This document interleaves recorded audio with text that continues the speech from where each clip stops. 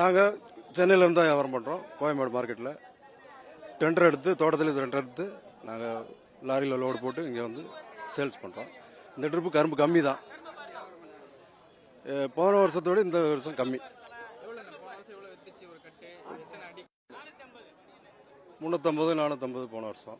இந்த வருஷம் 550 500. கரும்பு டிமாண்ட். ஏன்னா எல்லா இடத்துலையும் மழை பெஞ்சதுனால கரும்பு வரல. மதுரை கரும்பு மட்டும்தான். இது 7 அடி கரும்பு. 500 ரூபா. நாங்கள் ஹோல்சேல் எடுத்தால் 500 ரூபா கடைக்காரங்களுக்கு. ஒரு கட்டு தான் 450 ரூபா.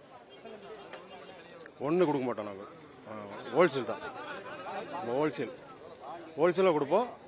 பட்டு மொத்தமாக 10 கட்டு 20 கட்டுலாம் வாங்கினாங்கன்னா நாங்கள் அதுக்கு தகுந்த மாதிரி அட்ஜஸ்ட்மெண்ட் பண்ணி ஒரு 50 ரூபா குறைச்சி கொடுப்போம்.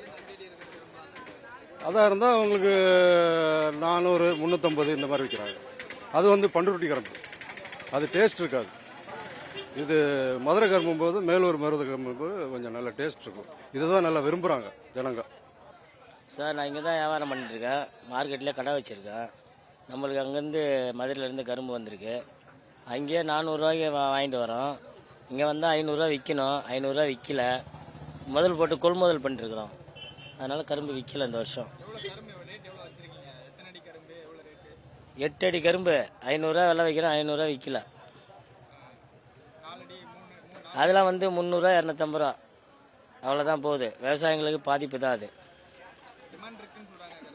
அதுக்கு வாய்ப்பே இல்லை சார். டிமாண்டுக்கெலாம் வாய்ப்பே இல்லை. நஷ்டம் வருமே தவிர லாபம்லாம் வராது. ஆமாம். போன வருஷம் 300 ரூபாய்க்கு 350 ரூபாய்க்கு கரும்பு கிடச்சிது. நல்ல கரும்பு, சூப்பர் கரும்பு. இப்போ ஒன்றும் கரும்பு லோடு அவ்வளோ போன வருஷம் அந்த மாதிரி ஒன்றும் கரும்பு வரல. வந்ததுன்னா கொஞ்சம் ரேட்டு கம்மியாகும். இப்போ வந்து நல்ல கரும்பு 500 ரூபா 600 ரூபா போகுது. கொஞ்சம் ஒரு 7 அடிக்கிறது வந்து 600 ரூபா போகுது. கொஞ்சம் சுமாராகத்து ஒரு 5 அடி 4 அடிக்கிறது 300 ரூபா 350 ரூபா அது மாதிரி கண்டிஷனில் போகுது. நாளைக்கு கரும்பு நாளைக்கு தான் வியாபாரமே ஆகும். நாளைக்கு தான் கரும்பு நைட்டு வரும் கரும்பு. நாளைக்கு வந்துன்னா நான் வந்து ஒரு கட்டு வாங்கினா ஒரு கட்டில் எல்லாமே ஒரே மாதிரி இருக்காது. 10 கரும்பு நல்லா இருக்கும். மீதி 5 கரும்பு பொடிசாக இருக்கும்.